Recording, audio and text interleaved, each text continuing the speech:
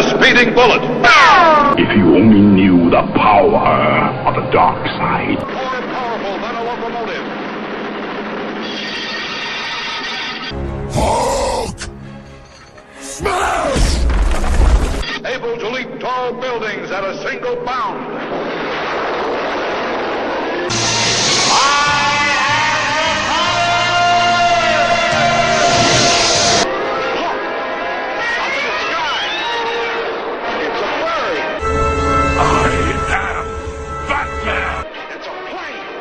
There's more to them than meets the eye.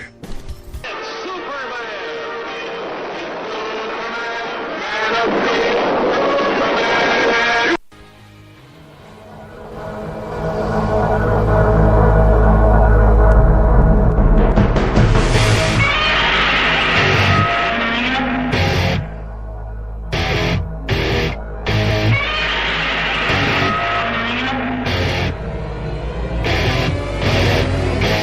Having trouble trying to sleep. I'm counting sheep but running out. As time ticks by, still I try. No rest for cross-chops in my mind. On my own, here we go.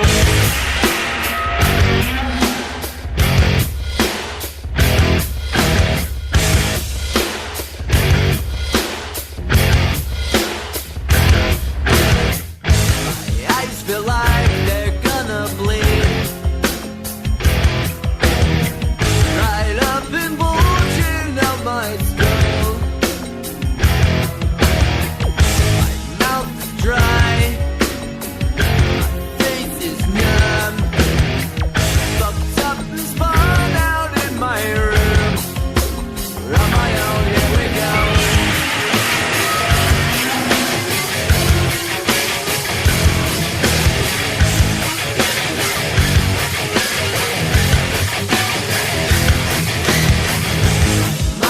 Set on overdrive. The clock is laughing in my face. Crooked spine, my senses dull. That's the point of delirium. On my own, here we go.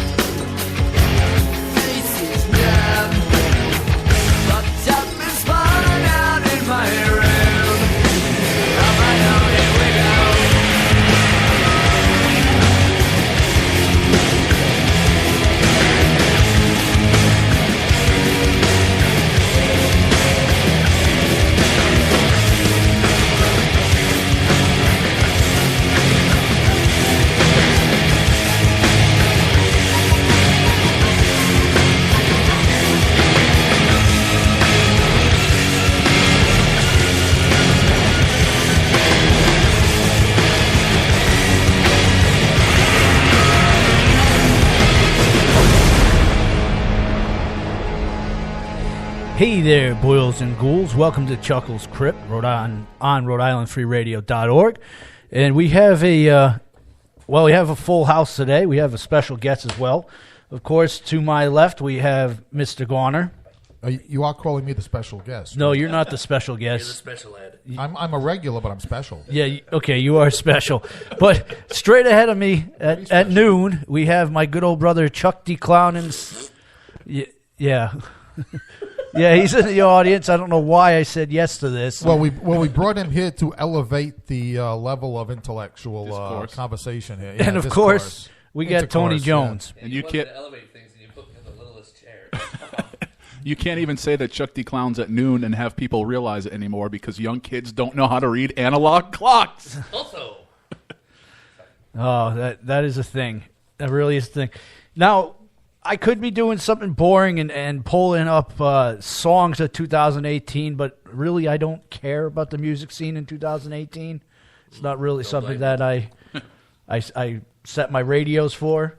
But I am a fan of movies, so we're going to go through some movies of 2018. And as the Nerd News has said, there's been quite a few good ones. You think? Yeah.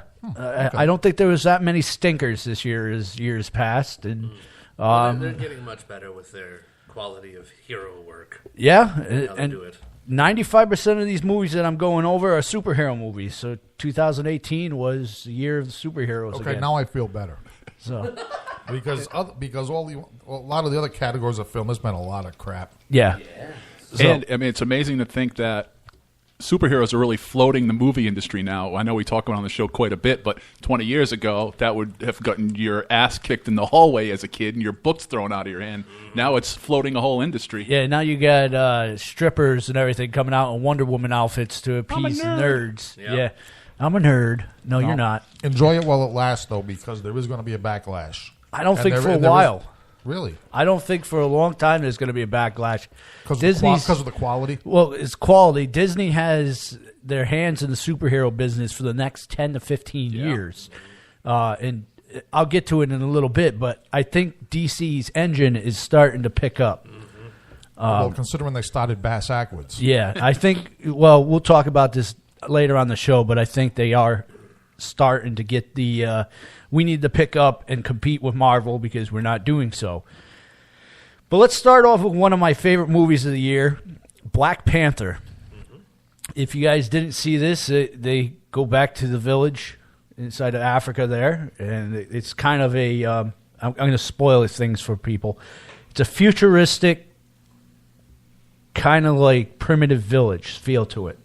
It's almost like the way they portray Atlantis, in that it's meant to be hidden in backwater, but it's got more advanced tech than we do. Yeah, it evolved in complete isolation. Yeah. Yeah. And I really liked how they evolved the suit as well, because there's a lot of times, I think we did Black Panther, we did a versus where we had Black Panther. I'm trying to remember who he was versing. I said Gorilla Grodd. And we had the versus there, and his suit was one of the things that helped him along with being able to defeat Gorilla Grodd. Now, I personally thought it was a good movie. It did have parts that I didn't enjoy. One of the things that I didn't enjoy about it was actually the big boss, Killmonger. Wasn't a fan of his. I think maybe it was the actor that was portraying him that made such a poor influence on myself. But other than that, I liked the movie. Yeah, so I'd have to give it probably an even 7 out of 10 for that. Well, one of the reasons that movie was so popular is because it managed the difficult task of superhero fantasy and social relevance. Right. I mean, that's what put it over. That's what made it a crossover. Yeah, they did a really good job with that as well. And as you guys know, I have the attention span of a gnat, and usually when a movie gets over 2 hours, like about an hour and a half into it, I You start to fall wander. asleep and wake up for the end Right, credits. but that film, I made it through the whole 2.5 hours, whatever it was, 2:20, and I watched it again once it came out Right. on Netflix at home. You can sit down and watch that movie again, and there's so much action involved in that, where it's like it doesn't get boring. So, let's go to another one. This one was a huge box office success, and it was definitely my favorite superhero movie to date, and that was the Avengers: Infinity Wars. I'm going to call you on this one. Your favorite superhero movie to date. To date. Do you realize what you just said? I know exactly what I just said, That's a lot of movies. and a lot of movies and I'm saying this one is my favorite to date. Now, of course, if you're a fan of the comic books, you're going to sit back there and say it doesn't follow the comics. You're right. It never will. We've been over this countless times. Well, I'll help you with that one, Chuckles. If anybody's saying that, don't be a jerk. Yeah. That's it. That's all I have to say to you. There's too many of those out When there. comic picking books it like make that. it a habit of changing their universe time and again, there's no reason to sit down and think that this just can't be another universal take. No, and like, the Avengers are one of the best culprits for Exactly. Yeah. Yeah. You know what makes this movie so great is at the end of the movie, there's no happy ending. It's kind of like a zombie flick. The bad guy wins. Yep.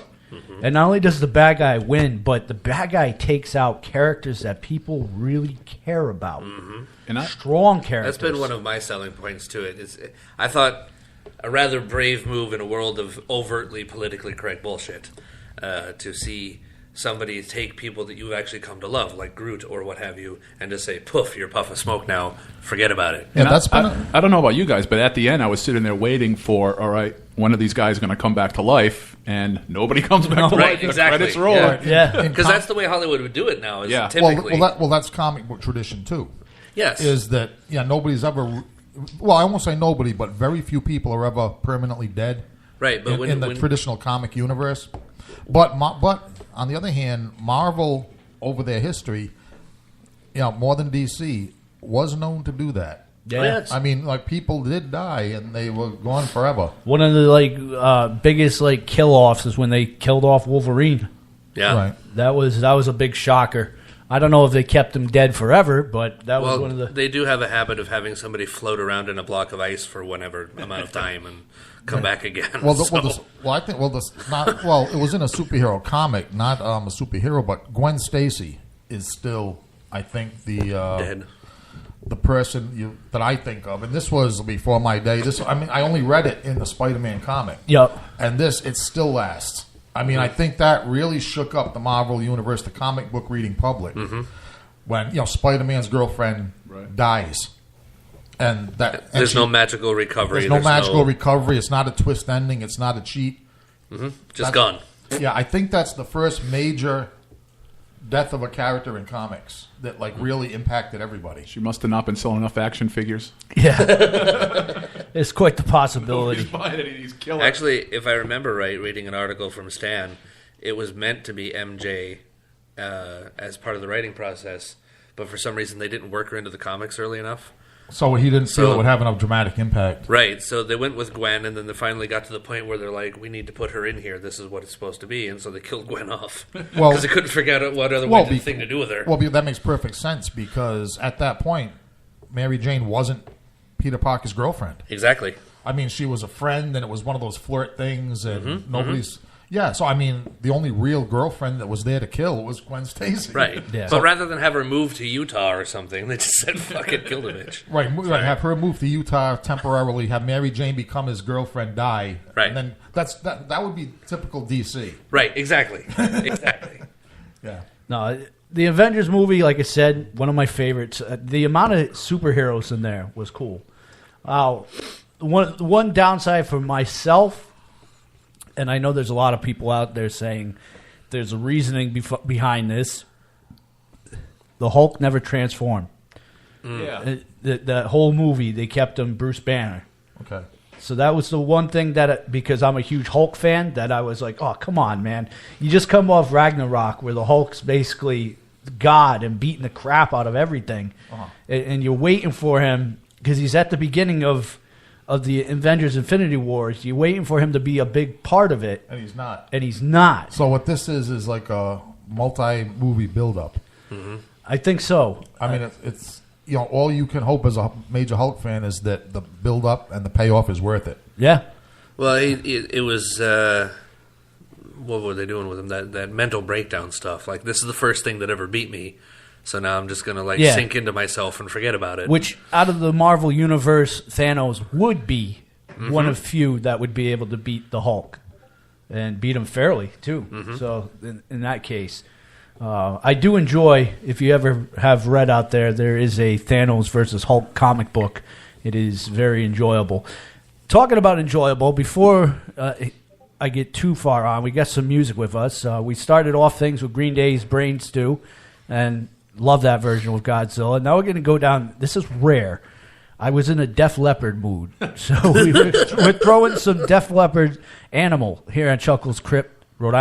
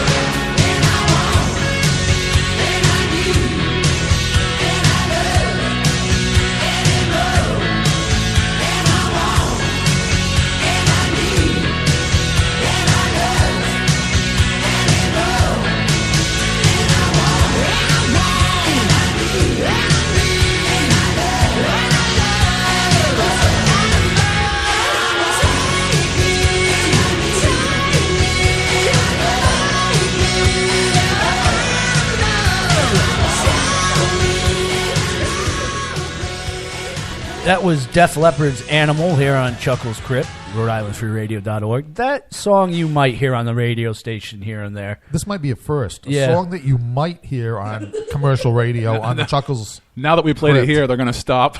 Yeah, please do stop so I can play some more popular music that I like. I try to keep it to the songs and music that people don't play on the radio. Right, that we also like. I don't know if you know this, but George Garner owns a Def Leppard gig bag. Oh, nice.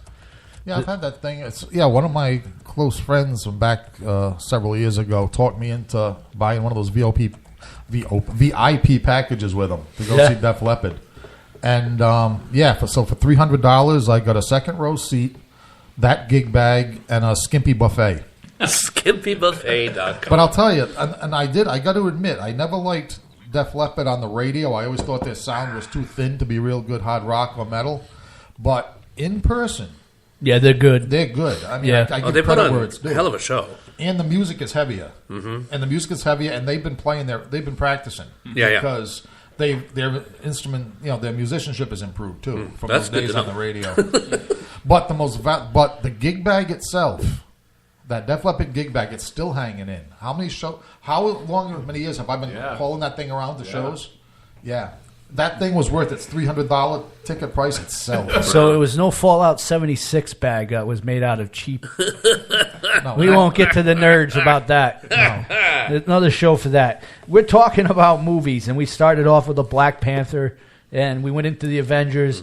This next one, I'm not the biggest Deadpool fan, right? I don't go out of my way to grab the comic books. I don't hate them. I don't hate them at all. Well, I have to admit that even just from the trailers, I've never watched a Deadpool movie. You're missing out. I've just never got. I just never. You're looking at things, the Netflix listings, and Deadpool. You're missing Gotta out. scroll on. I'm telling you. The first one was good. The second one was just as good. They are funny superhero movies. Now, the only downside to that is the lame X-Men inside of the movies there. I mean, they could put better X-Men inside there. Yeah, but there's a reason they chose the lame ones for that film. It tie into the comic where Deadpool actually did get basically the losers club of the X-Men anyway. Yeah. The only one that's not a loser in that club was Colossus. But no, they're both really good movies. Okay, I but recommend from those. From what I understand, though, the whole idea is he's like an anti-hero. Yeah. Right. He's an anti-superhero. He's basically insane, satire of this. is what it is. It's not really about, with Deadpool, it's not hero or not hero, villain or whatever. It's just like, I'm here, weird stuff is happening, let me deal with it. See, I was under the impression it was a satire of superhero movies. No, That's what No, turned me no, off no, on no. it from watching the trailers. Nah. And movie trailers don't advertise things correctly anymore. They don't really tell you what's going on No, in a ever way since- that actually makes you go, okay, I'll watch that. Well, except for especially Godzilla 14, which was a bait and switch. But anyway, Yeah, we won't get into that, or else we won't have any radio show left over. Because I know how much of a sore subject that is for yourself. But no, I recommend Deadpool 2. Get the chance, sit down and watch both I of them. haven't seen the second one yet. Well, I own it, so we can make There we that go. thing. We'll make that happen. They're both good ones. The next movie I'm going to talk about was a huge disappointment for me. This is one of those ones there where I said there were very few stinkers. This one fell on that list. And I know there's going to be some listeners out there that don't agree with me. That's fine. that's good. I appreciate the hate mail, so pour it on in. Appreciate the hate mail.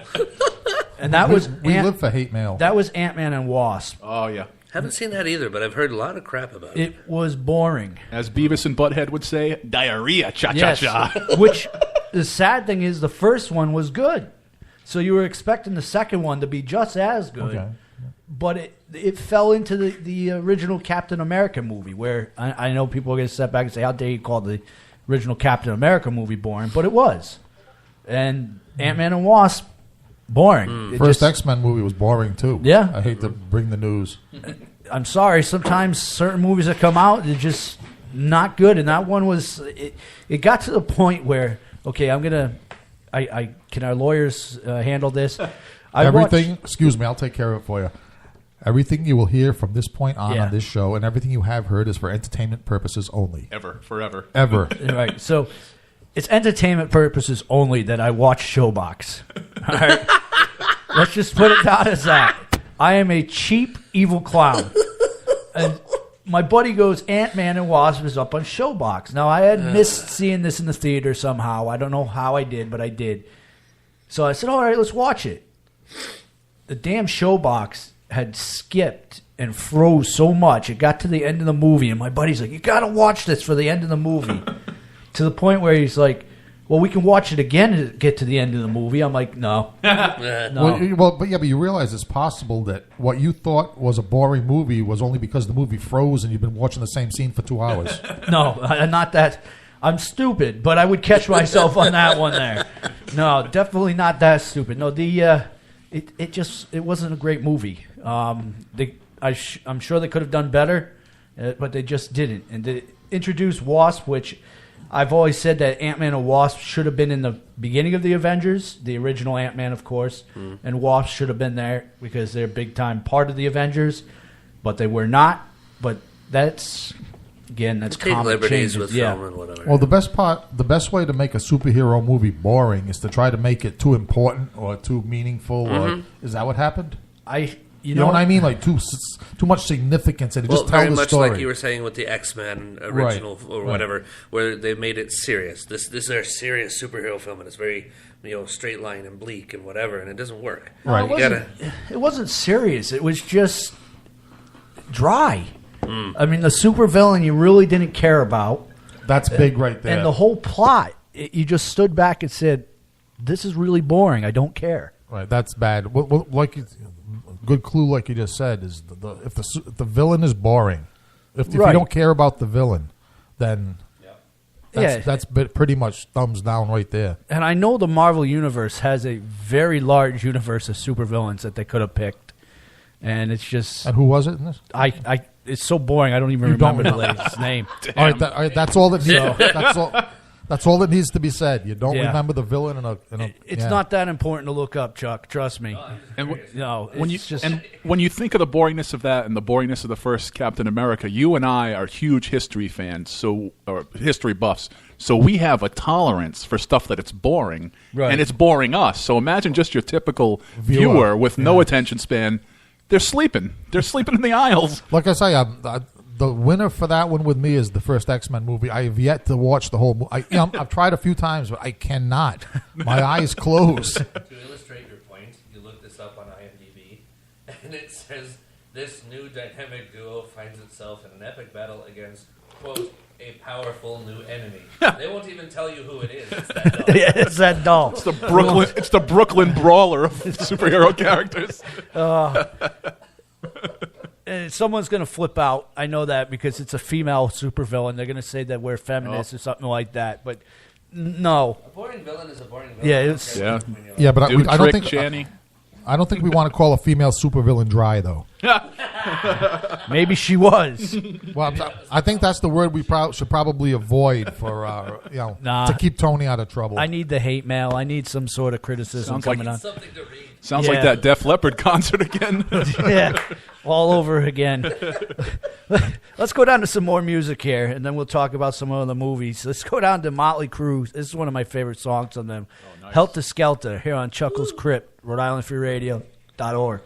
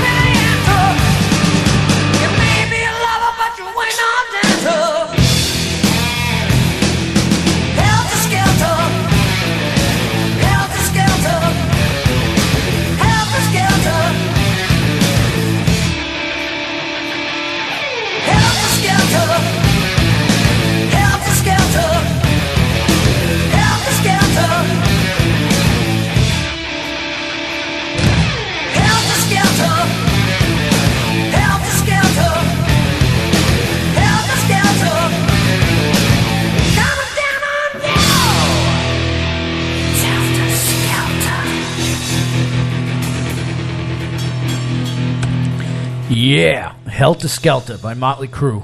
It's a really good Crue song there. I'm offended. Yeah, I hope you are offended. That song's about murder. The more offense taken, the better the show is. All right? That's what I say. What the fart? Yeah, thank you for slowing that one down. I appreciate that, Chuck. So we were talking about movies that are great, and we talked about a stinker. Let's go down to one that is kind of in the medium realm. Like, you either love it or you hate it. And that was Solo, a Star Wars movie. There's a lot of people out there that say Disney is ruining these movies. Disney's ruining the movies. See? Like yourself. And then there's people like myself that say, no, they're not. Solo was good. Yes, they are ruining them. I didn't see Solo because I watched The Force Awakens, and that sucked enough for me to be satisfied with all the rest of the Disney Star Wars movies from now until eternity. Did you watch episodes 1 through 3? I tried to watch a couple of them, and they sucked so bad I never finished. Fair enough. Okay, so you're just a diehard original guy. No. My 3 favorite Star Wars movies are New Hope, Empire Strikes Back, and Rogue One. Rogue One was good. Rogue One, I think, looking at it objectively, I think Rogue One might be the best Star Wars movie. I mean, even I'm saying now I know nostalgia works with the old time stuff, but that was a great movie. It was a great movie. Absolutely. No, I hesitate to break. I enjoyed Solo, but we'll keep it on that because we got to move through this list. But so is it worth? I'm saying, should I watch it? I mean, is it? I liked good? it. I thought it was a pretty damn good story, especially for a backstory about a character there. I thought it was really interesting. Apparently, if I'm not mistaken, Harrison Ford was on set as the sort whole of like, time. This is how I would do it, sort of deal. No, I enjoyed it. So that's just me. There's other people out there that don't. I don't care. Let's go down to Ready Player One. Oh God, this movie was this year's incredible. It wasn't incredible, but it was a video game movie. Let's just put it that way. I sat back and I said, I don't know how to take this, so I watched it a second time. And after watching it the second time, I'm like, well, this is kind of a feel-good movie of this generation. And that's where I'm going to leave it as.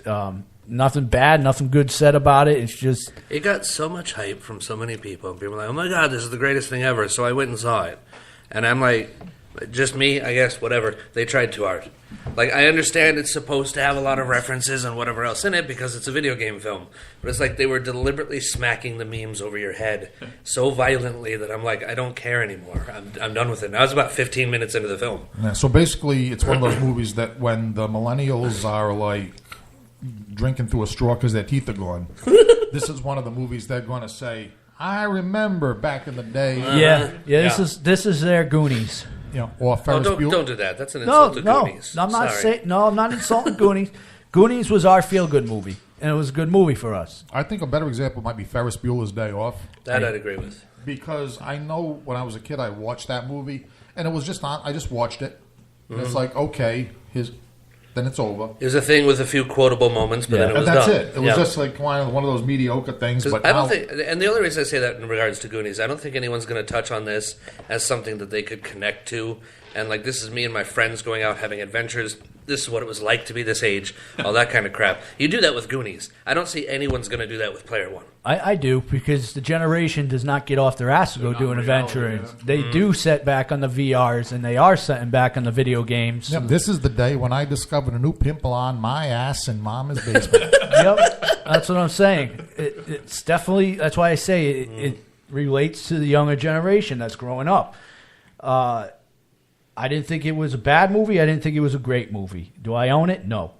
The next movie I do own, and that's Rampage.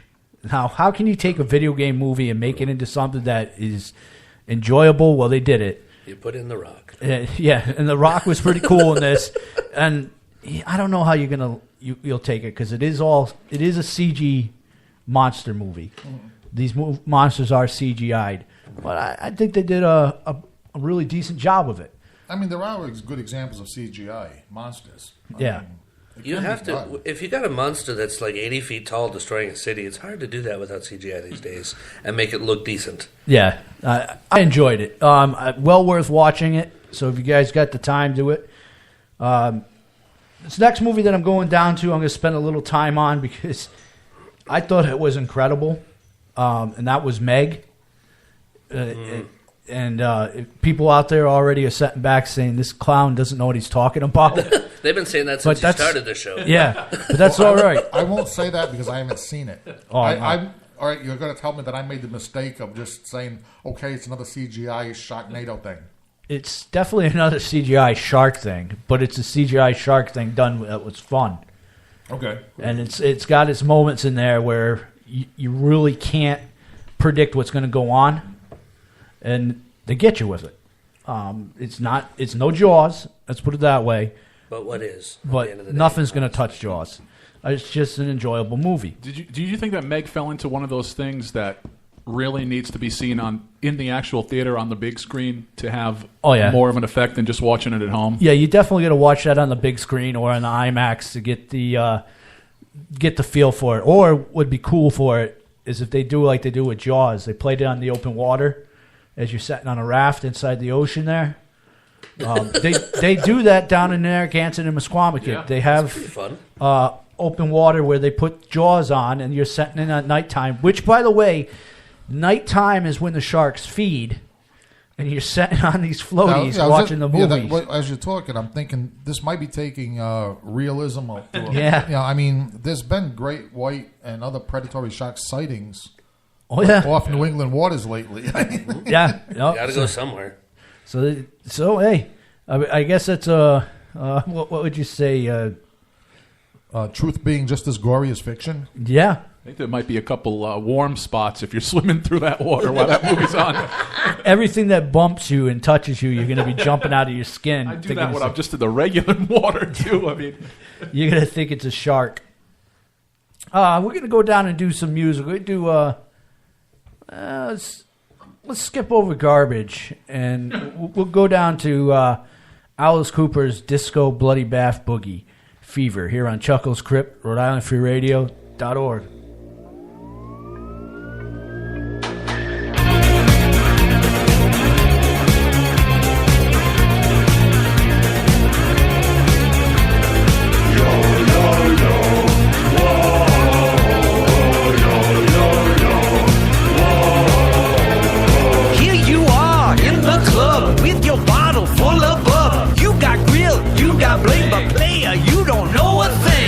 Your hands in the air, stick 'em up like you don't care. Face the wall, count to 10. We mow you down, reload again. Oh no, here we go. Disco who? Disco what? Get down on your knees and keep your trap shut. Disco this, disco that. When disco's to hell, that's where we're at,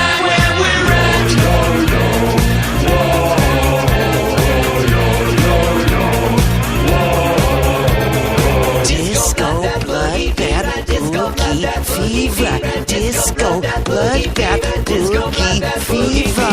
Bodies here, bodies there. Piles of bodies everywhere. On the chairs, on the door. Disco bloodbath on the floor. Hear 'em yell, hear 'em scream. Just like someone's scary dream. Dig a hole, push 'em in. Tomorrow they'll be back again. Oh no.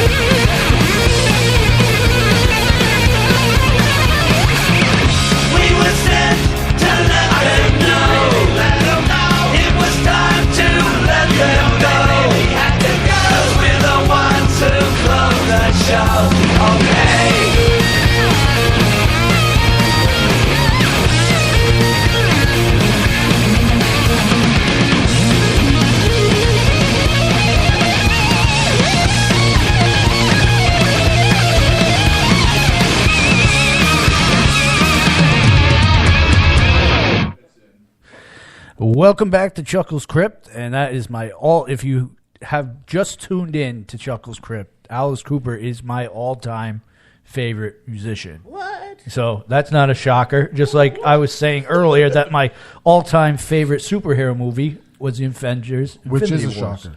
Yeah, the shocker. Can't go there. Can I just say one quick thing on the Avengers? Touch back on it. The sequel coming out. If they were going to write that well, I was talking with your wife about this earlier. If they were going to do that and make it worth anything at all, they should have like everybody getting their butts kicked right until about the last quarter of the film. Bring in the Fantastic Four. Just no backstory, no nothing. Have it wrap up the way the comics did. And then do some flash at the ending credits where they think they're fine and the Silver Surfer goes flying over so they can bring in Galactus for the next series of movies. Which they won't. So you're a big rehab the Fantastic Four franchise. They're going to do it anyways. No, what I'm saying is they have the opportunity to do that franchise correctly. They just haven't bothered yet. Well, sooner or later they will. But it's kind of like all the debris so far. It's like, it's kind of like the only girl in the whole house that doesn't have a disease. It's like, I'm saying all Right. these. I'm saying it's like that's what the Fantastic Four is looking like now. And I get you. And I'm not doing this about we should bring back the Fantastic Four films. I'm just saying they were integral to bringing Thanos down in the comics. So you yeah, hit if on you wanna that, touch back make on the it, nerds yeah. happy, and then what we were debating is if you go with Thanos as your big villain, and then you want to recast and all these people and do more Marvel movies, who do you do next? Who's the next big guy you can do? The only one bigger would be Galactus. Even though he was trashed and trivialized already, I'm but just saying. but Like, we have short memories. So. exactly. Nobody remembers those other films anyway. But anyway, I try not to remember those other Fantastic Four Exactly. movies. Being a Fantastic Four fan, I don't like to remember those. So No, maybe, and I think we all agree. yeah, I think, maybe Right. they'll come back with something different. But let's go back to the movies because I have a short time left over because I want to get in this last song. But stay tuned because we're going to be here all night. oh god, The Haunted Cabaret is going to be here. And we have, Tony Jones' show is going to be here. So we're here until... they kick us out. Yeah. we hit till you're sick and Like tired everywhere of us. else. So we're here till the ball drops, so to speak. I'll zip up. Hold on. Yeah. All right, so let's go down to Halloween, which it was one of those movies was a shocker. It could have been a stinker, but it was not, in my opinion. And that's a shocker right there. Jamie Lee Curtis, spot on actress. I think she did a really good job with that. The next movie that I'm going to talk about is Venom. If you haven't seen Venom, do so. It is hysterical. It's got its strong points where it's an action movie, but it's got its funny points to it as well. And you wouldn't think the two of those would mix with Venom, but it does. It makes it an entertaining flick. The next one that I have coming up, Bumblebee, the Transformer movies. I did sit down and watch this. Unfortunately, it falls wayside as the other Transformer movies for myself. Well, this was because it was aimed at a young kid audience, right? Specifically. Yeah. Well, it's just... Yeah, I'm a young kid at heart, so I went to watch it. Well, sure, but you know what I mean? It's kind of, isn't it kind of like the Godzilla versus Megalon? Let's insult everybody's intelligence, make it for the really little kids. No, not really. Oh, okay. They really didn't do that, but there's a character in it that gets very annoying, and I'm not going to ruin it for you, but you would agree with me. No, John Cena does a great job. John Cena does a really great job with the flick. But In other words, the movie has its Jar Jar Binks. yeah, and it's a main actress, and it's just too annoying to get through. You mean Natalie Portman escaped from the Star Wars franchise too? Yeah, yeah, whiny, sitting there always crying. Always me. Some sports like diver, and at the end of the movie you get this. Never mind, I'm not going to spoil it. But no, not worth it. And that's coming from a huge Transformers and fan, I am so. a big Transformers fan. I like them too. And I put that in the pile of it's a pile of crap. I did not enjoy You put that. it in the pile, all right. Yeah. The last one I wanted to give some time to because, like I said, I only have about a little under 2 minutes to get this song in. I really enjoyed this, and this is DC firing back on all cylinders, I think. And I hope they keep going this direction because Aquaman was incredible.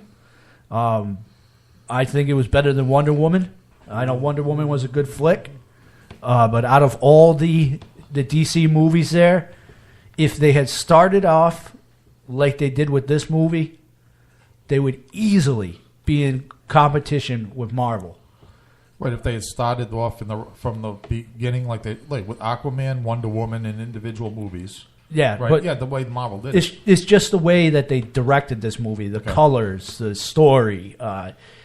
They didn't put too much in. You know, they had Black Manta and trying to remember his name there. Ocean Master. Ocean Master. That was enough. Right, which are Aquaman's traditional two worst enemies. And the two of them, well, they work together in the comics. They work together here. Right. That was enough. They didn't add in any other superheroes. No one interfered inside this. It was just Aquaman. And the colors, and I can't get over the colors of the underworld, of the underwater world of Atlantis. It's beautiful. It's comic book worthy. So I do recommend that movie if you get the chance to watch that. See it in the theater. Okay. I think that will do justice for that. But like I said, if DC keeps firing like this, they might be competition. So they might be able to get up there and stay up there with them. And is the script like a Deadpool or a Thor Ragnarok, or is it more? Does it have that silly nature to it? No, not really. I'm thinking about seeing it tomorrow. By the way, that's why I'm asking. It doesn't have the silly nature to it. I mean, it's got some moments where you're going to laugh, but it's not like Aquaman of years past where he was goofy. Right. No, this is a kick-ass Aquaman. Kudos to Jason. He did a great job portraying him, and it's going to be hard to put someone else in those shoes. So hopefully he stays playing him, because I know that there's rumors that they're going to be switching Superman shortly. So that's going to be difficult. Let's wrap up the show tonight, and when next I come back in, I know I've been saying this, but we're going to get back to the year 1997, and that we will be in the year 2019 that we'll be talking about that. So, yeah, just think of those numbers. Almost sounds like time travel. Yeah, and we always do around here. Let's go down to Aerosmith, and this is one of my favorite songs from them, Angel, here on Chuckles Crypt, Rhode Island Free Radio.org. Cool night.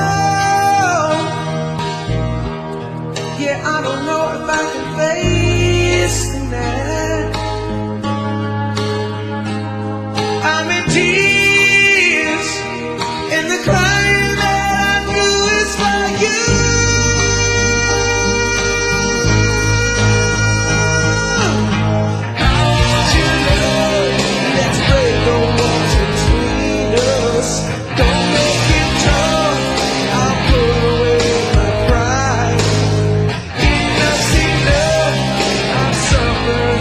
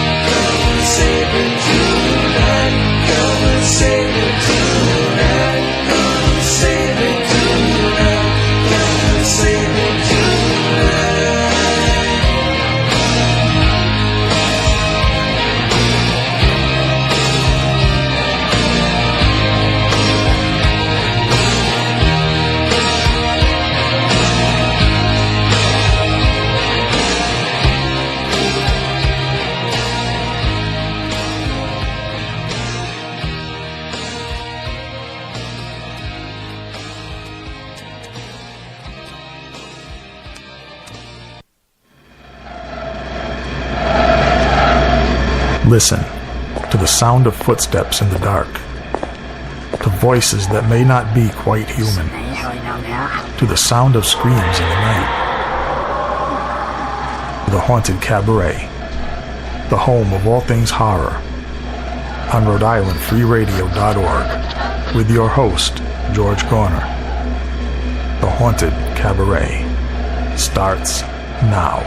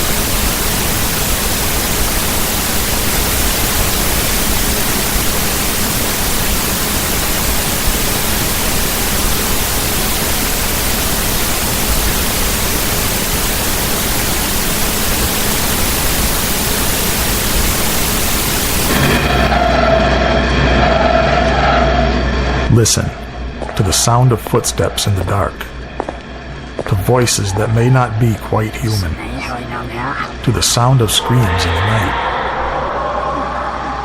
The Haunted Cabaret, the home of all things horror, on Rhode-IslandFreeRadio.org, with your host, George Garner.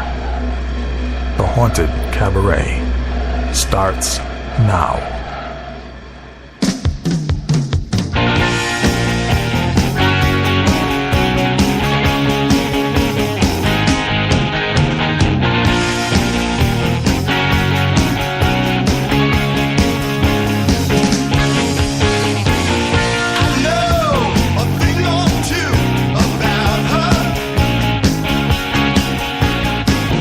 I know she'll only make you cry.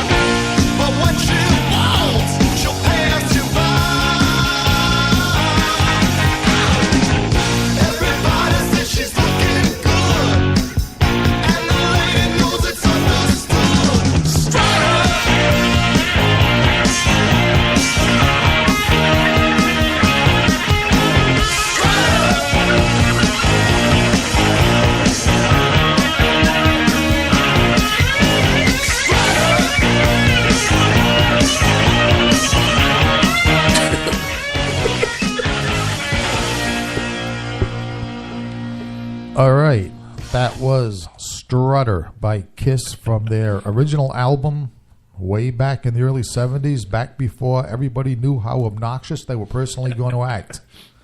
Back when everybody, well, I won't say everybody, but just about everybody enjoyed them.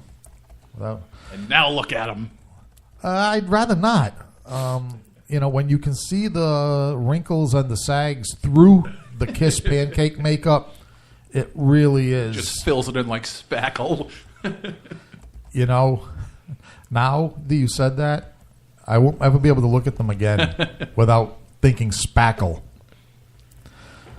This is actually technically we just rebooted this week's show, right, Tony? I mean, because we let it fly and it didn't fly. We let it fly and it dropped like a dying quail. We had a technical glitch, would you say? And then when I hopped on Spotify for new tunes, when I typed in old school metal, the first thing that came up was Strutter by Kiss. I'll tell you, it's not metal, but the spirit is there. According to the algorithm of Spotify, that counts. They call it metal. Okay. Well, Goatwhore, Black Sabbath, and other metal would probably have a gripe with that. But that is one of my favorite, not metal, but rock and roll tunes. So, thank you. And I know you mentioned it. You would only do that for me. And by the way, part of the reason I did that is because you may not know this, but this is Haunted Cabaret podcast number 100. Dun, dun, dun. Wow. If I thought about it ahead of time, I would have queued up a round of applause. Well, I don't know if... What's the sound of one hand clapping? One hand jerking. I was going to say masturbation. Well, yeah, actually, Chuckles, you've been here for this whole ride. I mean, actually, it would probably be in a little bit of tastelessness for me to, egotistically and narcissistically rant about how wonderful my own show is. But if anybody here wants to speak on my behalf, they're welcome. I'm waiting. Sure. You run a great show until you play Kiss. Then the show's not so great. I didn't do it. Tony did that as a personal tribute to me. But he got your star of approval. Yeah, got your star. That's true. Got your star of approval. You said yes. I did. And that 100 episodes doesn't count into effect the episodes that took place over at that our other radio station where they told you they'd call you on Monday, and it was 5 years ago. Yeah, really, huh? Yeah, actually, although I got to give credit where it's due. I mean, on this 100th episode, maybe that's what I should do. Aren't I supposed to thank people or reminisce or something like that? You're supposed to thank all the small people. Okay, that would mean Pal over at WBOB. Who, and kidding aside, Tony, I mean, it was that crazy character, Pal Azio, over at WBOB Internet Radio, that I think first got you involved in the scene, right? And then poached you from my show. Well, no, actually, he got you involved. You got me involved. And then he poached you. Well, I don't think it was a matter of poaching. I think it was a matter of... I think what we said is that there wasn't room for another show. I he mean, wanted... Ed McMahon never had his own show, right? Nobody tried to rip him away from Johnny Carson. They sent him out there with some big checks to, send out some sweepstakes, but... Well, that's because Ed McMahon wouldn't be capable of hosting his own show. That's true. I mean, think about it. He would have just laughed the whole time. Yeah, think about all the dead air that would have resulted from Ed McMahon hosting his own show with no foil. I mean, really, But, no, so we got to give WBOB credit. I mean, and how long were we there? And they had you recording up in that cool tower for a short time. You can't complain about that. I can't. I mean, I got to see the inside of the Pawtucket, Rhode Island, what was that? The Armory Tower? The Armory building, right? They moved in one weekend and got evicted the next weekend, but at least you were there for a little while. Well, no, there were a few shows in between. I don't think it was that quick. I think they didn't sneak off in the middle of the night without telling anybody instead of including us until... I think it lasted a couple of months, 2 or 3 months. But, yeah, I don't know. Just the devil's lettuce got the better of our producer over there. I think that's all you can say. Yeah. So, I don't know. What's he doing now? Waiting tables in a flea market or something? Or? Speaking of devil's lettuce, didn't you guys tell me that, you showed up to do your show one night and there was a guest there and, they didn't tell you that they were booking a guest on your show? Oh yeah. The chicks there. Oh, yeah, the chicks. Yeah, the preteen the preteen pop band that I don't know that you introduced on your show that you definitely weren't aware of. Yeah, but the great thing was that I'll tell you, that's one of the valuable lessons I learned there about being on the air, is dealing with the unexpected. I mean, if I remember correctly, that was actually one of my better shows. I mean, not because the quality of the musical guest was any good, because it wasn't, but basically because I got to criticize both the mothers and the daughters in this stupid pop band. I criticized their music. I basically just kind of criticized them the whole show without letting them know that I was doing so, because they weren't smart enough to pick up on it. So basically, they were the victim of my satire and sarcasm for a whole hour. And the victim of Pal's booking. And the victim of Pal's booking. I mean, a lot of people were victims of that. But yeah, I mean, so then I think the best, one of my favorite shows, though, let's see, I think probably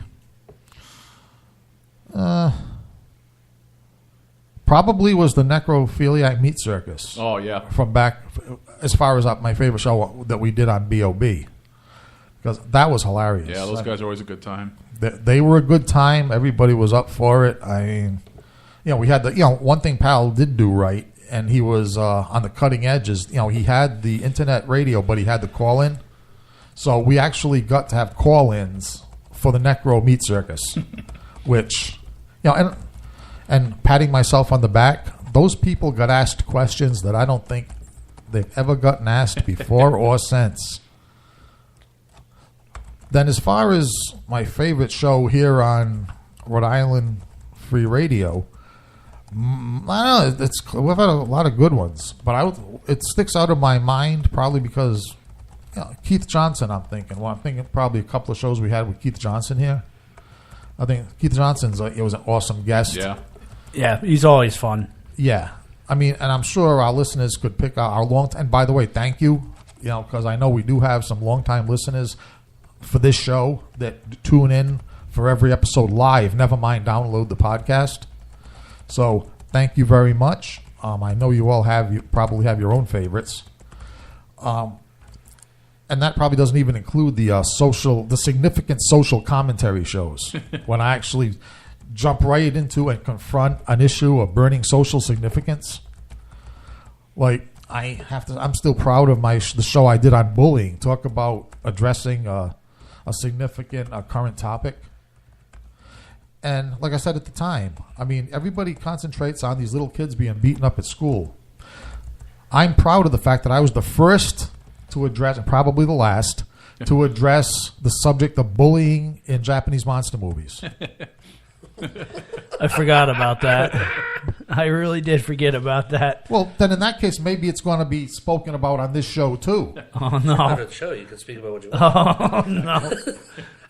For the record, I've never heard this theory. I would like for you to engage. Well, obviously, you haven't listened to every episode. No, I haven't. No, okay, I have not. But I'll give you the benefit of the doubt because I like you. Oh, good. Thank you. As they used to say up on Federal Hill in Rhode Island. But no, I merely pointed out on my show, why is it that when Godzilla fights in his movies, he fights one monster? Okay? Why is it that the Gargantuas fight each other, one against one? Okay? Green Gargantua versus brown Gargantua.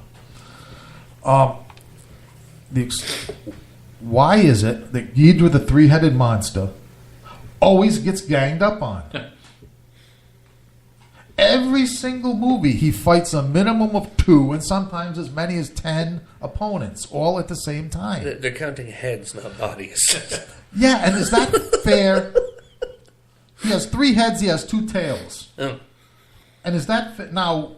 And not only is he fighting a multiplicity of monsters at the same time, the monsters are Godzilla, Rodan, and Mothra. Right. Any one of them is an opponent.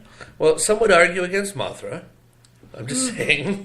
What against Mothra? Now it sounds like the bullshit that's going on the chat sites about Mothra being in the Legend Monsterverse. with the new Godzilla and Kong. I don't personally know what anyone has against him. I just read a lot of crap about First him. of all, it's a her. Okay, but I still read a lot of crap about Mothra. Now we're getting into gender politics here. No, it's them or they. No longer. Now you're going to get him going. No, It's a her. She's singular. No, you can't. No, you can't do that anymore. Remember, this generation is them or they. Okay, but she's singular. That them is plural. I know. I know. Doesn't matter anymore. New World, Yeah, 2019. it's a they. Okay, even if we're talking about an ancient goddess from a lost civilization. Yep. If you haven't lifted its fluff and definitively identified its gender, then you have to use them or they. Why don't we just call it Mothra? That's good too. I mean, yeah. I identify with that. I am no longer a guy clown. I am a Mothra. You're a Mothra? Yes. My preferred pronouns are Mothra and Ghidorah. Mothra. look up Mothra in your standard haunted cabaret dictionary, and it will be vicious, fuzzy, and insectile. Yes. Are you talking about a monster or my penis? Because that's a description for both. Either one. Just saying. Your penis is insectile? I can do amazing things. I belong on the Johnny Carson show. I'm just saying. Actually, I would probably go, if you're talking about a penis that does amazing things, I would probably go toward reptilian rather than insectile. Well, one's more brutal, one's more subtle. I'm just saying. Yeah, I mean, because, as far as... It's also a size thing. Here's a whole joke that failed. Sorry. Well, it hasn't failed. It actually led me down this path towards Stephen King. Not because I've seen Stephen King's genitalia, I was about to ask. but because in the Stephen King novel The Stand, Yes. Randall Flagg, just before he rapes his longtime girlfriend, is described as zipping down his fly and something comes out that's squirming. And it actually has a very snake-like aspect to it in the description. See, folks that just watch Stephen King movies, you miss a lot. You have to. Oh. There is a good reason to still read the written word, even in 2000, almost 19. If you're watching the movie, you're getting the content after the censors and the legal department has just beaten the crap out of it. Right, rather than the work of an author who makes about $100 million a year that nobody says no to about anything. Or his ghostwriters. Or his whoever may have penned it. Well, this was before the ghostwriters. Okay. I mean, this is the authentic Stephen King who gave demon rapists snakes for penises, had gangbangs of 12-year-old kids. That was always fun. That's Stephen King. And would you believe that there were people that were asking if the rape scene Would be in the film? Would be in the film. Right. You know which one I'm talking about, of course right? I do. Yes. The famous, very much so. Yeah, the famous preteen. Well, actually, no, it wasn't rape. It was group sex. It was an orgy. She Yeah. defined herself as "I'm not that person" throughout the entire stretch of the book, Right. and then destroyed all of that by saying, "You 7 boys, come here right And this is the only way that we can give our soon-to-be adult lives meaning. right." Yeah, that was the old. Good job, Wheezy, but still. Yeah, no, there was no ghostwriter involved in that. I know that. That's how you can tell the difference between real Stephen King and ghost Stephen King. It is twisted to the maximum. And I don't know why I didn't think of that. Anytime I try to talk a girl into having a threesome, that the only way that my life would make meaning is if she brought her hot friend home too. I could have took a cue from Stephen King. There you go. Yeah. And you want to make sure that you have this preteen orgy in the sewers underneath the town of Derry, Maine. If you've seen some apartments that we've had in the past, it was in the sewers. Yes, I mean, honestly, that was one of the most amazing parts for me. Is they didn't go out to the field, they didn't go back to one of their homes. They all said, "Oh, this sewer full of piss and shit, right here. Let's chip in for an Econo Lodge or something." Immediately after they've been rolling around in the mud, the shit. And I'm just saying, I don't want to eat that out. And That's the all. spider and the spider slime. Muck in the mire. And what are the other 6 kids doing while one of them? I mean, like, she can only handle so many at once. That's all. Somebody's in the corner crying. Well, no, if you remember, the whole thing took place in pitch blackness. I know. So that nobody saw what the other ones were doing. Right, I know. That's what I'm saying. Right. Which made it even more creepy. They were doing it in the lair of it. Yeah. After they killed it. Yeah. Yeah. So, which I guess is some big metaphor for that space turtle or something. I don't know, but something. You know. But yeah, But probably the first demented sex in a Stephen King story was The Stand, though. Yes. And people don't remember that because It's been so long I've read it. yeah, that I forgot. exactly. I mean, unless you read it, way back when it came out. I mean, that was when they made The Stand miniseries, which actually was pretty lousy. I mean, nobody remembers that. It was terrible. That was bad. Everything that they did straight to TV from Stephen King was crap. Yeah. Just saying. Yeah, I mean, and that's why you really can't blame them for wanting to redo it in the. Oh, yeah. No, I was thrilled that they wanted to redo it. I went back and watched that original miniseries just for nostalgia purposes after I saw the new one in the theater. I haven't done that yet, but I was probably going to get around to it at some point. It was the first time I was ever truly disappointed in it. Because up until then, this was the only cinema version of this that we had. So I took it and I was like, okay, it's not great, but it's fine. If I remember correctly, I watched it and said to myself, as long as the interactions of the characters, as long as the build-up was going on, I thought it was okay. And I thought Curry was. I think he made a really good evil clown. Tim Curry did great. Tim Curry did a good job. I'm a fan of Harry Anderson, so he was in it. That was cool. Yep. But the problem was when they went to and this wasn't a CGI problem. This was a stop-motion animation problem, if I remember correctly. Yes. Yeah. So any special effects technique can be used poorly. Thank you. I was trying to find. Yeah. Tony was giving me the FCCI. Yeah. Thank you. It's not unlike one of my favorite scenes in cinema, the Large Marge scene, where it just goes into the worst claymation possible. Yeah, but I would say that, so that originally I was, up until, it's also an example of now, in Chuckles, in Chuckles Crypt, this week's show of Chuckles, I'm still thinking about those two scenes I just brought up myself, and it's it threw me right. It's trying to throw me into dead air. Honest to God. Well, again, this is the difference between Stephen King writing a book and having someone else write the book. Yeah, because he does those messed up things. Yeah. Have you ever seen an interview? And they're out there about justifying why he put that at the end of that story with those kids. He has a perfectly nice justification for it. I never did because he really did. Mm-hmm. He made one. He came up with a good one. Oh yes. Yes, you got to know people are going to ask about it, right? I mean, I don't remember it verbatim, of course. So I don't want to say it here and quote it falsely. But I mean, can you paraphrase? Because now you really got me curious. he basically, for him, it was these are.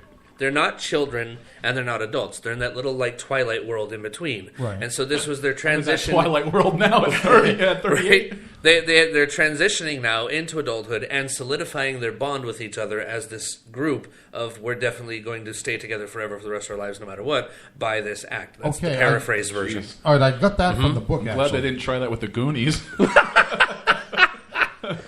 At least they would have done it on Treasure. I mean, I'd rather be in a pirate ship than sewer. Your ass on a big pile of gold coins. And they had tentacles, let's just say. I mean, it would have been a better adventure. Right. But the problem with it, and by the way, I just read it because I reread it, I should say. Mm-hmm. Because I found the book. I went to have lunch in this restaurant, and there's a little basket in the corner of the foyer where it's a nice idea where people that like to read you finish a book, drop it in the basket, and it's like a little book exchange. Oh, that's kind of cool. Yeah. And then among all the Danielle Steeles and the Nora Robertses, on top of all those paperbacks, there was this big, gigantic hardcover It. Wow. Yeah, just kind of just deposited, laying on top, it was pressing all of the rest of the things underneath into oblivion. And so I said, you know what? I just saw the movie. I said, let me read this thing again. And I'm just curious. Originally, I intended just to skim through, to do the skim. I read the whole effing thing. Yeah. I mean, I might have managed to jump over a few paragraphs because that book actually. Now, I mean, I'm not Stephen King, and he is, but I do have a pretty good sense of how to read and write. That book could have been cut by 400 pages. Oh God, yes. I mean, it really could. Oh yeah, there's a lot of like needless exposition and character development of characters that you never see again, but one moment. Right, but especially, and he admits it himself. Over-explaining is his one big failure as a writer, and he admits it. Well, I think at that point in his career as well, he was really deep into it. Like the stuff that came up before that. Well, he was deeply into the alcohol, coke, and right.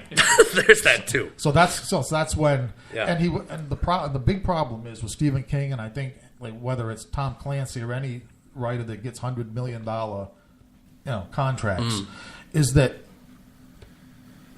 where is the editor that's going to tell Stephen King or Tom Clancy that you can't? You know what I'm saying? Oh, Steve, this paragraph needs to be tightened up, or this idea isn't quite working. I like to have who is going to tell him that? I like to have the thought that somebody tried, and then he just slapped him with a stack of money. Well, that's when.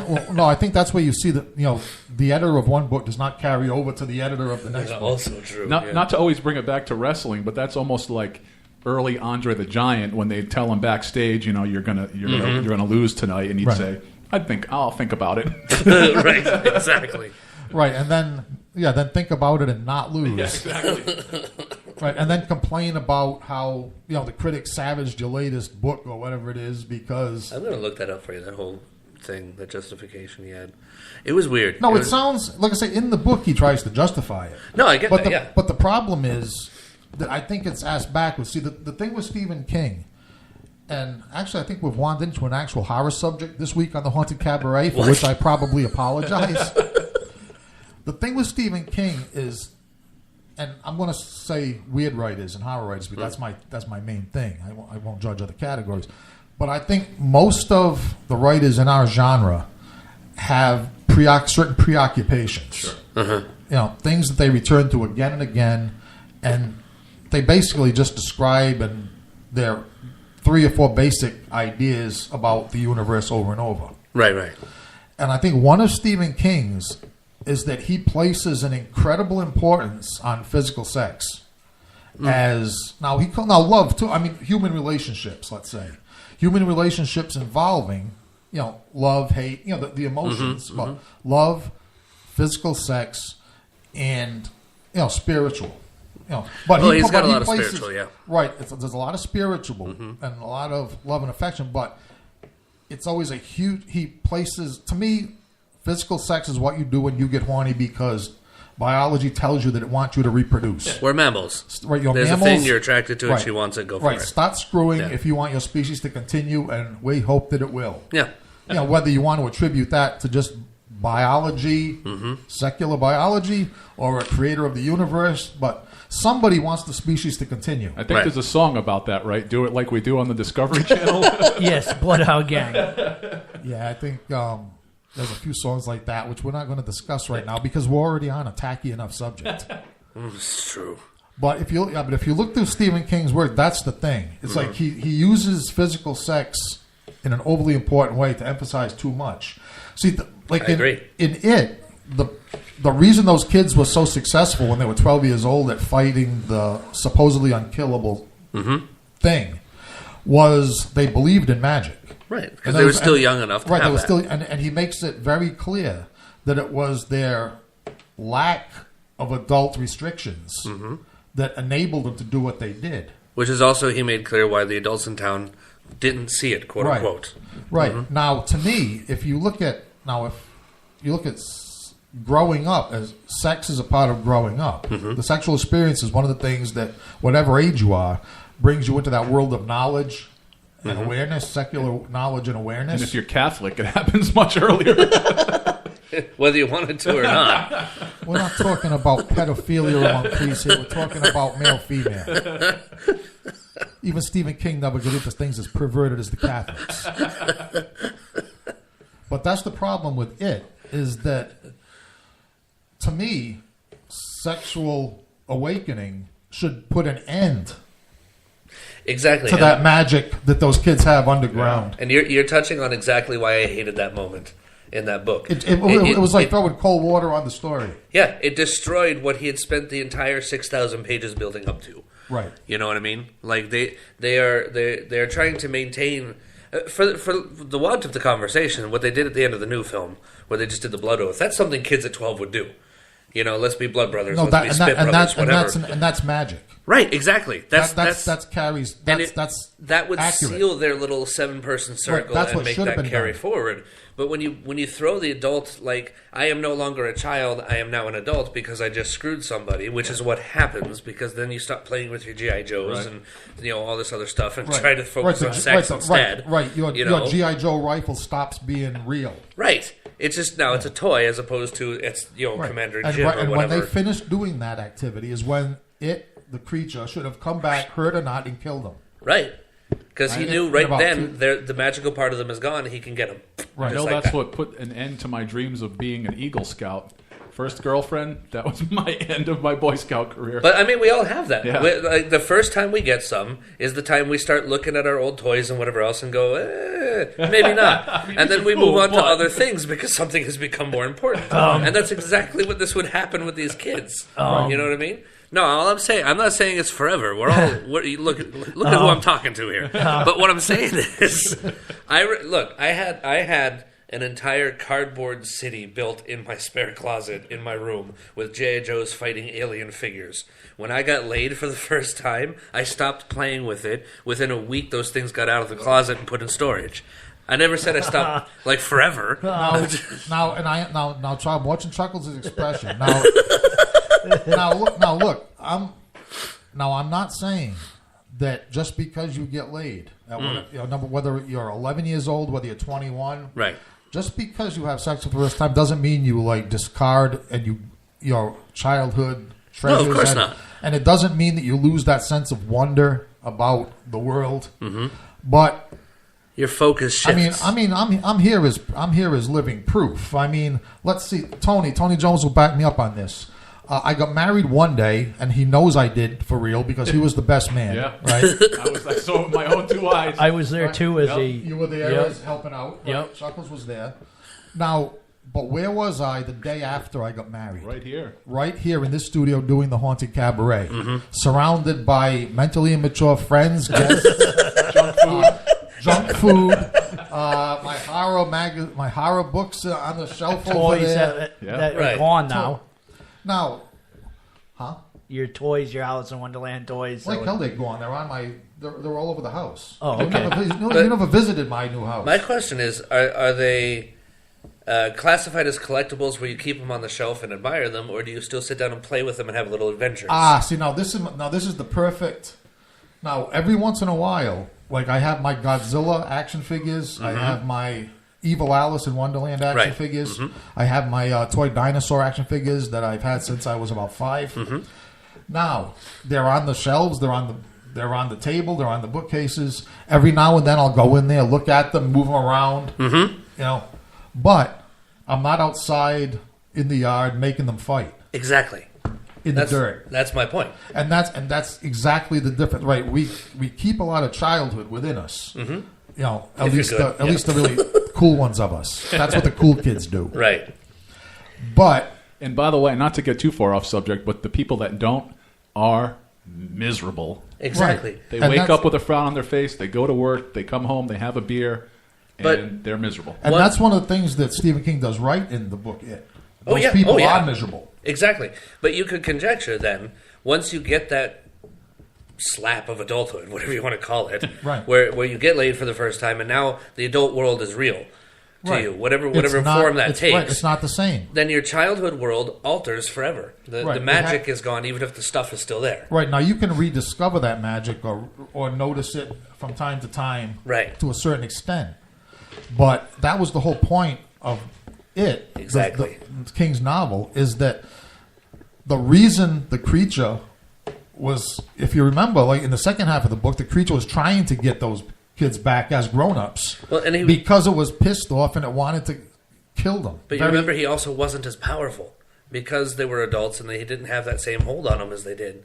But even though they had some of that still whatever in them, he couldn't get them the way he could when they were children and had that magic about them. Right. He actually had to hire a couple of serial killers to try to do what it couldn't do. Right. So it hurt both ways. Right.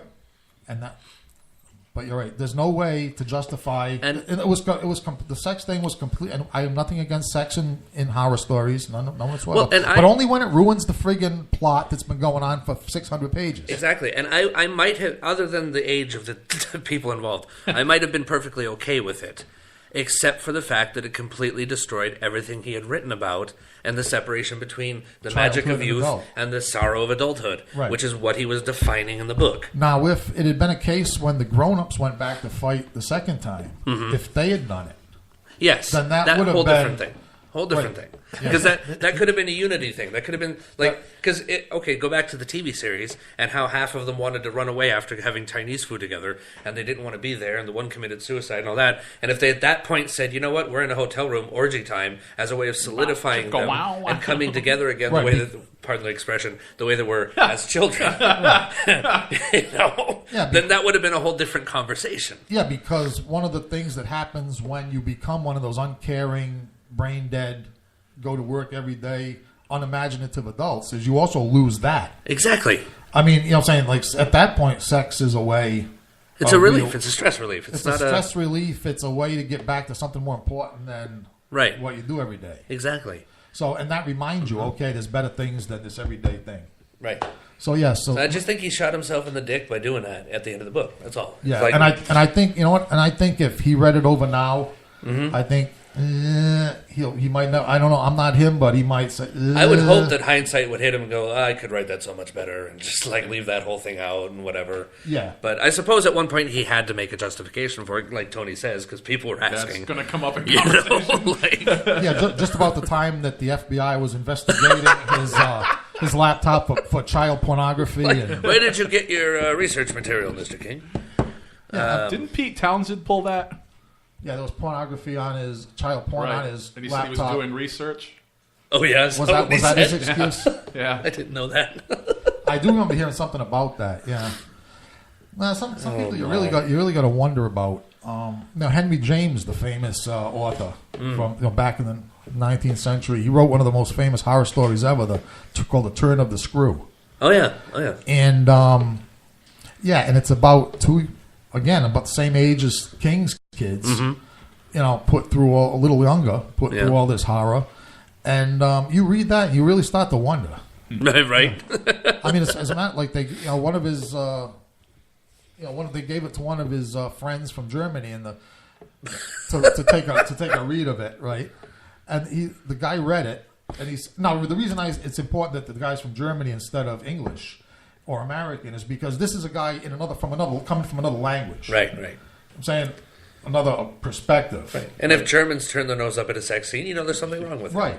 Just saying. No, but he read The Turn of the Screw, and he said the guy that wrote this is a child molester. That was his critical review of the story. Right. That was his He's like that's his byline. Right? Yeah. Yes. So anyway, long extended talk short. It doesn't matter. I agree with you. We can extend. We can shorten. I know. I'm do just whatever saying. we want. I absolutely. We're on the same page there. Yeah. Book pun. Now, if you want Stephen King with a good editor, is golden. Absolutely. I recommend anybody that wants to read a really well written and edited Stephen King book that isn't 1,500 pages long. Read a book called Bag of Bones. Okay, I haven't actually read that yet. Okay, we just like tore into Stephen King. Let's give him credit where it's due. Sure. Yeah, Bag of Bones is a really good one. Cujo is one of my favorites. Cujo was a great read. That clocks and why it clocks in around 250 pages, right? Yeah, Cujo's that's underestimated. People think that's just about a dog. It's not. There's a bigger meaning around that. Yeah, you read that. People say that's not a supernatural horror story. Yeah, it is. And. No, actually, I'm not going to say anything else about it. I'm just recommending to our listeners, read it. Can I just say, as an add-on, I approach this like if you only watching the films, you're doing yourself a disservice. If you read the book and then watch the movie, you're also doing yourself a disservice because the movie is going to any movie basically, but especially Stephen King. Right. He's the best example of this. Yeah. Because the movies are getting destroyed from what the literature said. Yeah. Mostly because. When he was binging on coke, all he wanted was money for his coke, and he sold the rights to his work to any. Which is why the '80s had so many Stephen King much movies crap. out. Right, exactly. Right, but if you watch the movie, and then you go back and you read the book, it's like Easter eggs. It's like bonus DVD material. Right. Now you're expanding the world and you're expanding the story and you're getting a bigger, fuller, richer experience of it than just seeing the film on its own, which I think is a much better way to go about it for almost everything in Hollywood, but especially Stephen King. Yeah. The only Stephen King movies or movies written from his work or that he had any input in probably was the only really good one. Shawshank Redemption, I think, is the best movie. Is the best, let's say, Stephen King movies, even though somebody else directed it. Sure. But all the dialogue is Stephen King. So Right. I don't even know why somebody got a writing credit other than King on that movie. That's a fair point. It's probably somebody went in and just did a couple touch-ups here and there to the script. That's to make exactly it, what like, they did. They had movie-worthy, so a they got their couple name of extra scenes where they had no dialogue for Right. it. Yeah. But Shawshank Redemption, Rob Reiner's movie from back in the 80s, Stand By Me. Stand By Me, absolutely. That was a good one. It hit the book pretty well. That It film did. That actually, it followed touched it. really well on it. Yeah. Probably the original Carrie, which was Brian De Palma's version of Carrie. Yeah, I would agree with that. The one with John Travolta and Sissy Spacek. Sissy Spacek is one of my favorite actors. Sissy Spacek is awesome, always. The only problem with that one I wish they had had a little bit more of a budget. Because it would have been nice. we didn't get to see Carrie destroy as much as, As great as she did at the end of that film, there was so much more that could have been done. And they just didn't have the money for it. It's probably exactly the right answer. So, yeah. That's one in the pipeline for a remake, right? Again? Coming down. I think they already did. I was going to say there was a remake of it like last year or early this year or something. Yeah, but then it just dropped without a whimper. Nobody, like, all of a sudden somebody told me they watched Carrie, and I'm like, oh, that's cool. And I started talking about it. They're like, no. And I'm like, what are you talking about? And this like brand new film that I'd never heard of. I was like, oh. No, it was there and dropped out of sight. It just it just vanished. I remember it being released and saying, okay, no interest. Yeah. There's a new Pet Sematary coming out. Now that's a movie, Pet Sematary. By the way, Tony, how are we doing on time? Let's see. During this extended ramble. We are 40 minutes in. The hell with it. Just keep talking. The hell with it. Yeah. We got a playlist here, but that's flexible. Fair enough. But I was going to say Pet Sematary is a movie that needs a remake. I agree. I mean, I thought it was...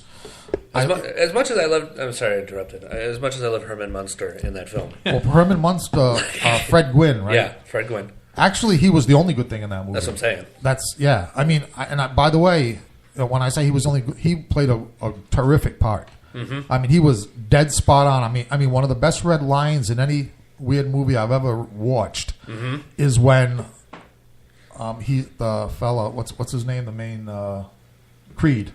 Oh yeah. When he asks the doctor he asks Fred Gwynn, he says, have they ever buried a human up there? Oh, and he knocks on the Oh, Jesus and Mary, no. Christ on his throne, no, and whoever would. Why would you ask such a thing? It was really good. It was really well done. Yeah. I will say I am not a big fan of child actors, just in general, but at that little kid at the end was creepy. He looked creepy. Yeah. Like that little kid when he's like, now I want to play with you, and he's coming like just like you can't tell if he wants to hug you or slash your throat. Right. And like that's cool. I don't know who got him to do that, but you did it right. And that's about the only redeeming stuff of the film. It is. I mean, the rest of it's wretched. I mean, the Star Trek refugee that plays it. What's her name there? The biggest mistake she ever did was leave Star Trek: The Next Generation because she's just not. Nothing came from her life after. She's not suited for anything. she really isn't. I mean, I was watching. She looks like she's some kind of futuristic alien that, which is where she belongs. Beamed into the movie. Get back up there. But yeah, no, I saw the trailer for that new Pet Sematary, and I'm like, okay, it looks like you're hitting the right spots this time. Like, just it's hard to tell from a trailer alone. Just don't CGI everything from the cemetery to the bone barrier to the Wendigo. Don't do it all. And that's what I'm saying about I haven't seen enough. The trailers haven't shown enough. We don't know. Yeah. Because like it got my interest. I'll put it that way. Right. And I do like the casting choice. Who is the casting choice, by the way? The one that stands out, and now all of a sudden his name popped out of my head. Comedian. He was in Planet of the Apes, the old guy. John Lithgow? Thank you. John Lithgow's playing the old man. Okay. He's taking over for Fred Gwynn. Okay. Which I thought was a nice choice. That might work. Because he's good. Like, define him for what you want, but he's a good actor. Right. So I'm like, all right, it's nice that you have him in there. Nobody else really popped as far as like celebrity we'll names see. for me. As long as the sound stage doesn't involve a cemetery with the artificial turf on it, Right?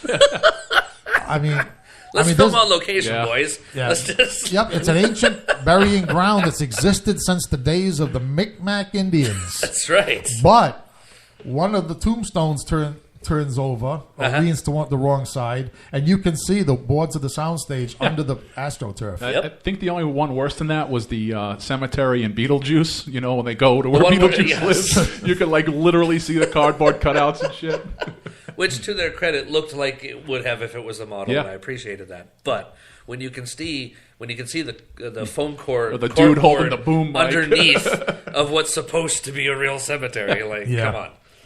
Yeah, but that's what's killed a few adaptations of Stephen King is the casting. The casting and the budget is and I've spoken about this 100 times about The Shining, because The Shining. Yeah, why did you telepathically know I was thinking about that when I said the casting? The Shining, the two parts about this, because they've done it twice. They did the TV movie. Which I didn't watch. Don't. and they did the film, of course, Stanley Kubrick. Everyone knows this one. The casting in the Stanley Kubrick film didn't work. And I'm in a minority of saying that, because everyone goes all over Jack Nicholson. I'm not saying he himself was bad, but Jack, Actually, the person I was going to say didn't work more was Shelley Duvall. of course not. And that was the one I thought was a given. But the thing with Jack Nicholson is like you want somebody who's supposed to be struggling with whatever, Right, and then turns and- mad. and he badly Jack, over- Jack right. Nicholson showed up as a madman and then went Right. crazier. He went- it didn't right. work. You know, and like of all things, this should sum up the film right here. Scatman Crothers was the best actor in that movie, and that says a lot. And then they did the TV film, which wasn't much better on the casting. Which was funny because Stephen King wanted the TV film because he said he wanted it done right this time. And here's the problem with doing it right. If you put it on television, it's already wrong because it's a Stephen King film and you cannot get an R rating. Right. If you put it in the theater, you're basically already wrong because you can only go about 2 hours and you may not capture everything you need to from the book. Right. But if you were to put this as a series on like HBO, where you could get an R See, rating now you can and now- have 6 or 8 episodes out of it. Now it can genuinely be done right. Exactly. That's why they should do this. I mean, I would say put the right people in charge and they should do The Stand again. Precisely. Yeah. And that's the whole point. You take one of his works, you put him in that scenario, you have the right people directing it. Even if you have mediocre actors, That's all right. you I would mean- still do it correctly and get the right material I out. mean, in the 50s, freaking John Agard did some good roles. As long Absolutely. as you had a good director. Absolutely. You know, you can make that work if you do it right. And they're just not doing it right with No. like 90% of his work. No, and the other thing, and the thing that, as far as The Shining, as Kubrick's Shining goes, now I think that there was a point where Stanley Kubrick knew he was getting into he was having trouble with the material because both Stephen King and other people, he called up Stephen King, and Stephen King had said this, and Stephen King just was sarcastic and blew him off. Oh, funny. But seriously, because I guess this I was didn't know back. that. This was when King was like my blowhard. Yeah, basically, Right. yeah, The Coke King. the Coke King, the addict, Yeah. with the attitude. Right. So apparently, Stanley Kubrick called him up, Yeah. and he said, I just want to talk." He wanted to talk to him. He said, and his question was, he said, I forget what the exact question was, but he wanted King's opinion on life after death. And a couple of other, something along those Right. lines. In other words, he was talking about the inner, Because that's who Kubrick is. He'll go to the source and try and get these metaphysical Right. things answered. Yeah. Right, and I guess he was trying to interpret the material and having trouble, coming to terms with it in his own mind. And so that's why, so what does he do, right? He calls up the author. Of course. To have a conversation. And Stephen King, he gave him basically, I think what Kubrick asked him, to the best of everybody's recollection, was, well, if there's such a thing as an afterlife, isn't that in itself a hopeful thing? Huh. In itself, a Yeah, hopeful yeah. thing. Now, that's an interesting question to be It's asking mind-bender, yeah. from a guy that's making this Shining. Right. And so apparently, though, Stephen King wasn't in the mood. And he just said, well, but what about hell? Go make your movie. Wow. And that was the end of that. Wow. All right. Yeah. I mean, jeez. I had no idea that happened. That's funny. Yeah, like I say, I mean, I'm repeating third hand, but it's but King admits that conversation. Well, that's the thing. Third hand is if you're quoting it directly from the people who are the source. That's a whole different. Yeah, I had no idea. That's funny. Yeah, so I just wonder what difference that might have made, because then at the end of the movie, Kubrick, it's almost like he feels, because his theme of the movie was solitude and the madness of solitude. I guess you could basically put, But then you could tell that Kubrick felt a little obligation to put the creepy stuff in. Yeah. Well, so you know what I'm saying. So we know that he stuck it in at the end without really. This is why you vaguely see the woman come out of the bathtub. Right. You don't see her do anything to Danny, which it should have happened, because that would have made the movie much better. Right. He comes in with his clothes tattered, no big deal. And then you see the two furries having oral sex in the other room, right? Which is which is the only indication you get of the whole backstory of the hotel, right? Which is not enough by far. No, but there is a question of how do you get all that in there? TV series on HBO, right? Well, I'm saying, but Kubrick is a guy that's like, for example, to me, a successful Kubrick horror story is Full Metal Jacket. Okay, sure. You know what I'm saying? I mean, he's got his horrifying imagery. He's got his fires of hell. He's got his nothing supernatural in it, but I mean, I can see the horror elements in there, and I know what you mean. So, with Shining. And it's interesting, when you bring that up, as my mind starts going with it, it's very interesting to me that you take Full Metal Jacket and you look at that as a Stanley Kubrick film and what he's capable of. And then you bring it over to The Shining, watch Stanley Kubrick do that, and you go, what the hell happened here? Except that even when you watch The Shining, though, there are like 10 or 20-minute stretches where, in spite of everything, there's some really good stuff going on. Oh, I'm not saying it was all terrible. No, I'm saying really good stuff. Yeah. Like Kubrick, he hit his mark. He hit like those moments you're talking about. We can go back and forth on them, I'm sure. But I agree with you. Like, absolutely, there were absolutely really good Kubrick films. I mean, my favorite moment, and Tony, we got time to dwell on my favorite moment in The Shining. We still have about 9 minutes left. So beautiful. So this is going to resolve itself to talk in one song at the end. I can tell you right now, folks.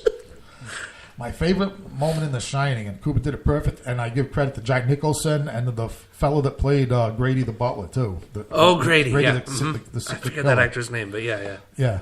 When they're in the back, when he's wiping his jacket. He's trying to get the drink off. Butler, who is actually the killer, spilled the liquor on Jack Nicholson's jacket. And they're having this conversation, this existential, bizarre conversation in the bathroom. And it's from the guy that murdered his family with an axe the previous season, with the guy that's going to do do the same thing this time. Right. And Jack Nicholson he's starting to clue in, because he's a little shiny too. Yeah. And Mr. Grady. And with that Jack and now that the character of Jack Torrance is at the point where he is going seriously crazy. You're right. Now Jack Nicholson's perfect. Right. Because that right there is when Nicholson shined. Yeah. Yes. You can, and that's the only part of the movie where he underplays. He underplays the role. Yeah. Which is ironically when it works the best for him. Yeah. But and he's Mr. Grady. You were the caretaker here. No, sir, I don't recall that at all. Oh yeah. You killed your whole family with an axe. But I agree. That's such a great moment for him too. He's that makes the whole movie worthwhile. The way he delivered the lines. Yeah, like he's like, I know, right? Like a lunatic trying to be I'm not that reasonable. Crazy. Yeah, it's exactly that. It's like a guy in asylum going, look, I know I'm in here for a reason, but I know I'm not that messed up. Right. And that's where he was in that moment. Exactly, 100%, and it was great delivery. Yep, that hit it. Yeah. So wasn't 100% terrible by any means, but it wasn't. It's a great example of what we were referring to earlier about how it mess up Stephen King's work pretty easily, even if you have good actors, even if you have good directors, depending which way you go with it. Yeah, and because Stephen King can mess up his own work pretty easily. It's always like it's always a fine line. Like I've read a couple of his books that you can actually see, with more experience and reading and writing, you can actually see where this is balancing. Right. So, like in a few minutes, in a few pages, this is either going to suck or he's going to pull this off. Right. Yeah. Like one of the Like there was one. What's the one he wrote? He got a lot of some of it is deserved recognition too for the one about the Kennedy assassination. The Back in Time one? Yeah, Oh, 11, 25, 20, or 23. 22. I know what you mean. They made a TV series out of it on Netflix or something. Yeah, I haven't watched it, but Yeah. No, I know the one you mean. Yeah. yeah, I read that book, and I'm for the first 100. I said to and you can see the line. Right. For the first, literally, for 182 pages, up until page 182. You've got it memorized. That is, I noticed it. Right. I noticed it.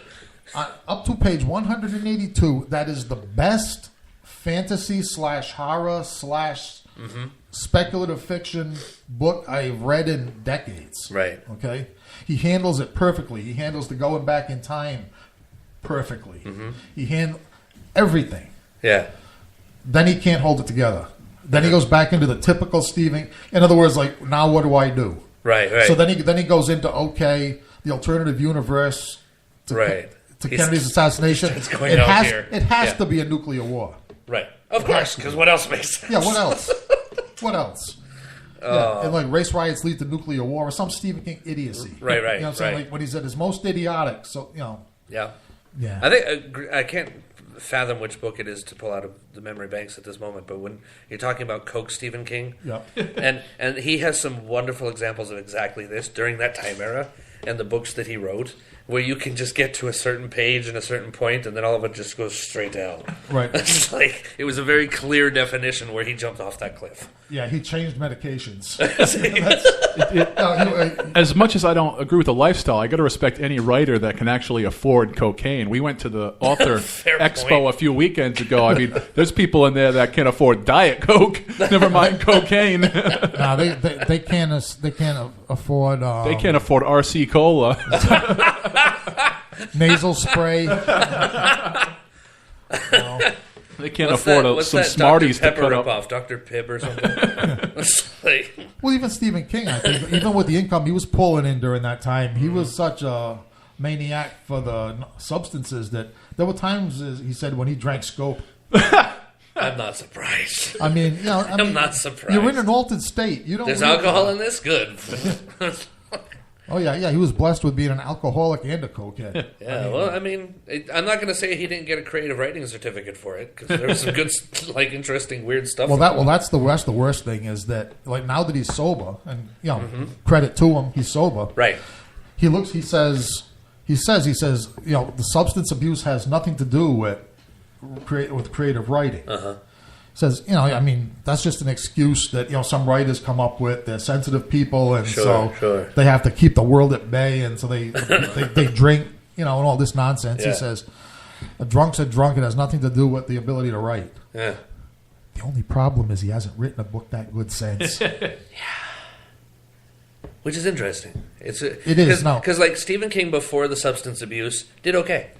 During it, he was really just out there, amazing. He was never. Well, the thing is, in hindsight, like, he's come clean enough about his during his recovery that we've never actually read Stephen King without a substance problem. Right, but I mean, even like The Shining, like he points out himself helpfully, The Shining was about an alcoholic writer. Right. He was already a full blown alcoholic at the time of The Shining, and that was his third book. Right.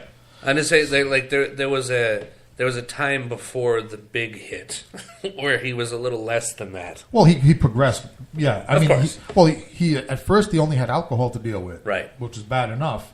Then his agent got him, Kirby McCauley, got him involved in the coke. I see. Once he hit the big time. Well, of course. Steve, try this. Now you can. right. Because anyone with an addictive personality, here you go, buddy. Yeah, you're already screwed. I know you're already screwed up on the alcohol. Well, here, try this. This'll help. Yeah, like any good dealer. There you go. Yeah. So. Too bad too, because Kirby McCauley, who may have obviously was a shit of a human being, but for catering to an addict, right? But he was as an agent and as an anthologist. He did a couple of great anthologies of horror stories.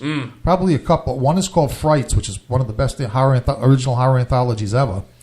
And he also edited Dark. It was the anthology that originally published Stephen King's story, The Mist. Oh. Dark Forces. Yeah. So Frights and Dark Forces, 2 awesome horror anthologies. So he knew his stuff. He was just a jerk, obviously. Oh, of course. You'd have to be to pull off what he did. Yeah. Actually, I know at this point, now we're really running out of time. Yeah. aren't we? Yeah. We only have time for probably an end song, don't we? Yep, just about. I gotta pee anyway. Go do what you're doing. Yeah. All right. All right, Tony, let's go to. Oh, yeah, actually, we got Sabbath Insane coming up, right, on the list. We can. What's actually next? Nothing, because we blew up that other. Oh, that's right. List. Yeah. Oh, that's right. The other list is terminated. Yeah. Do you have what's close to your fingertips over there on the computer? Due to the magic of technology, am I going insane? All right. So this closes out this week's episode of The Haunted Cabaret. Thank you, Chuckles. Our other special guest is Chuck D. Clown is in the bathroom, but thanks to him anyway. We didn't bring a microphone in there. Thank you as always to Tony. Haunted Cabaret, Rhode Island Free Radio, nighty night.